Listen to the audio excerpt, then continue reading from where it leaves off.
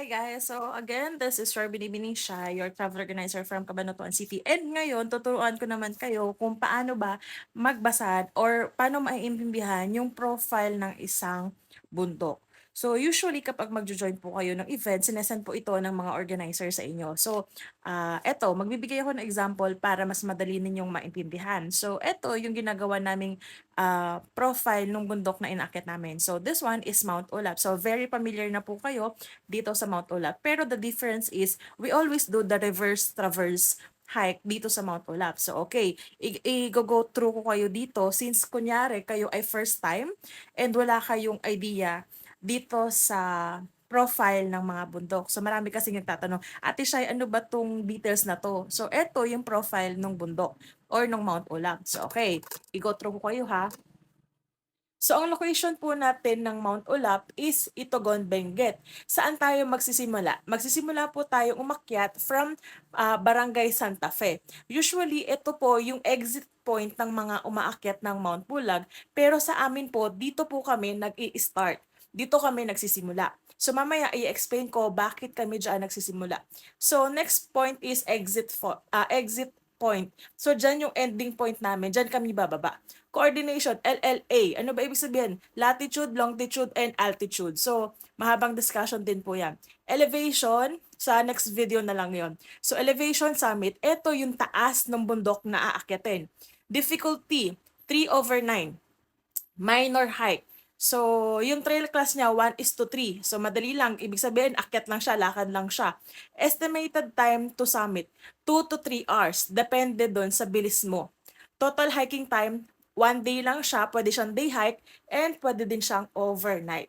So, dito sa profile ng Mount Ulap na to, makikita nyo yung difficulty. So, ibig sabihin, pag 3/9, minor hike lang yan. So, pag sinabi po ba Ate Shai na minor hike, madali lang. So, gaya na sinabi ko kanina, depende yun sa tao. Pwede kang mahirapan, pwede ka ring hindi mahirapan. Okay?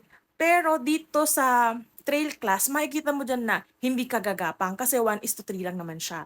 So, ibig sabihin, lakad lang siya, hindi ka gagapang, hindi mo gagamitin yung kamay mo na parang katulad sa mga bato na kailangan mong gapangin para lang makatapos ka nung akyat. So usually dito, more on lakad lang talaga siya. And estimated time to summit. Eto, mula lang sa summit ha.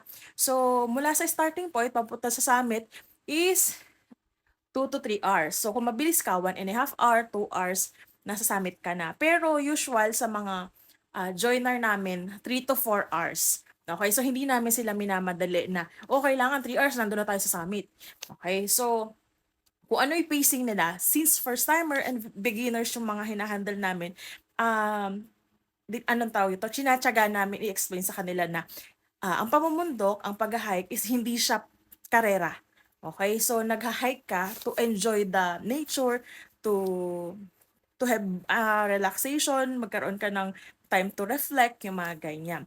So, this one, ito yung profile ng Mount Ulap, di ba? So, ba't kami nag-start? Sabi ko, i-explain ko kung bakit kami nag-start sa Santa Fe. So, sobrang daming beses ko na umakyat ng Mount Ulap. And mas marami akong joiner na nakita na nagsusuka dun sa Ampukaw. So, mostly ng mga joiner namin, kapag nag-start dun sa uh, normal na daanan, mas marami kaming joiner na nag-struggle.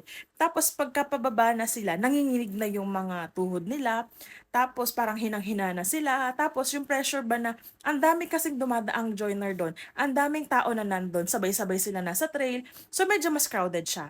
That's why, nag-end up ako na magdesisyon na, okay, every time na aakyat tayo ng Mount Ulap, kailangan mag-start tayo sa exit point. That way, dahil paakyat siya, hagdan siya, establish yung trail, kapag napagod si hiker, madaling magpahinga. Bakit? Kasi walang pressure na may kasunod. Walang pressure na kailangan mauna sa pila. Kasi ang Mount Ulap ay isa sa pinakasikat na bundok dito sa Pilipinas na hinahike ng mga first time and ng mga kahit nga hindi first time, yung mga nag-override. Kasi maganda talaga ang Mount Ulap. Okay? So, dahil nga mahaba, may pila sa mga spot, tapos, alam mo yun, so minsan hindi na na-enjoy ng ibang joiner. So, na-experience na namin to kasi nga, gaya na sabi ko, ilang beses na kaming nagpupunta ng Mount Ulap. Kaya, nakita namin na mas may advantage kapagka exit point kami nagsimula. Less pila, less pressure sa mga joiner namin, and marami pa silang lakas. So, dahil starting point medyo mahihirapan sila, let's say 4 hours yung iaalat dun sa first part ng hike. Kasi nga puro hagdan, puro pataas, puro assault. Pero after ng summit, kahit papaano gradual na siya. Ta's may view na. So medyo rewarding na dun sa mga hiker natin or sa mga joiner natin yung nakikita nila. So papasok na dun na, tapos na yung mahirap na part. So wala na kaming, I mean, nung nagganon na yung itinerary namin, mas madali siya sa mga joiner namin compared dun sa regular. Kasi nga, mas napapahinga yung katawan eh. So nawawala yung momentum ng mga joiner namin na nag-i-start dun sa Ampukaw. Yun yung experience namin, yun yung evaluation namin, yun yung nakikita namin na nagiging problema or nagiging situation namin kapag ka nag-aampukaw kami. Kasi talagang madaming nag-aabang or maraming nakapila dun sa Gungal Rock, dun sa first view, dun sa mga pine forest.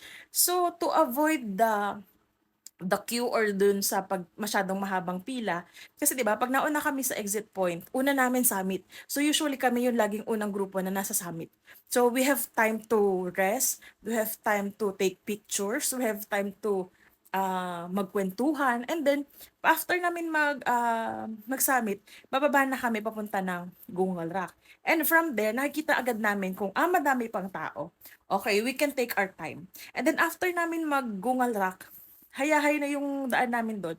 So, wala na kaming kasabay, wala na mag-a-advance sa grupo namin. So, we can have this moment na, okay, chill lang tayo, 'di ba? And after that, wala kaming ah, kasabayan sa pagligo. So, usually kasi 'di ba, parang ang konti ng mga CR sa kabilang side. So, lahat ng hiker na 'yon kasama mo or kapila mo dun sa pagligo. So, we avoid the pila. Yun lang yung isa sa ano namin. So, this one is more feasible for us sa mga taga-Kabanutaan, sa mga hinahandle ko.